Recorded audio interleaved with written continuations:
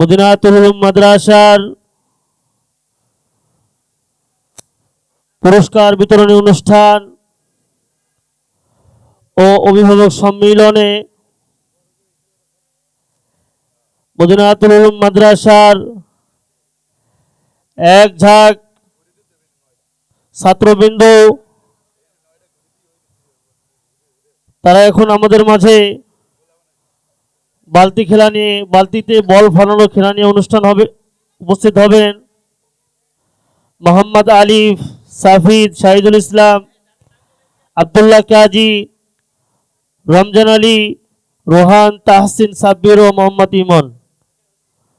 আপনারা সবাই স্টেজের সামনে চলে আসেন।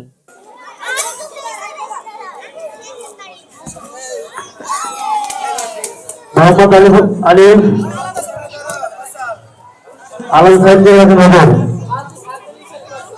যে যে বালতিতে বল ফলাইতে পারবে ফেলতে পারবে তাদেরকে আলাদা করে রেখে দেন।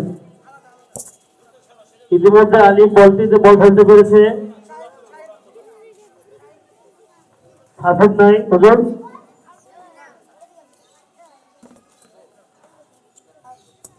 রমজানও বালতিতে বল ফলাইতে পারে নাই।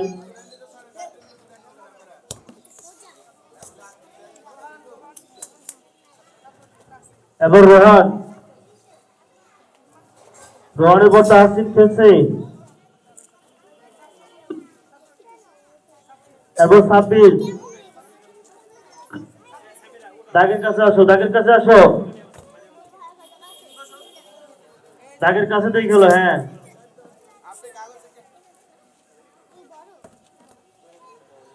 ফেলতে ফেলতে ফলাইতে পারে নাই। চেষ্টা করেন, সবাই চেষ্টা করেন।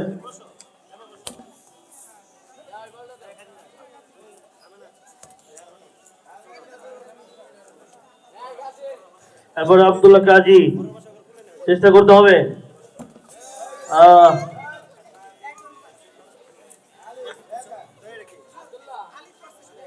শুধু আলিফ করতে পারছে, দুঃখিত। শুধু আলিফই বল দিতে বল ফেলতে পেরেছে।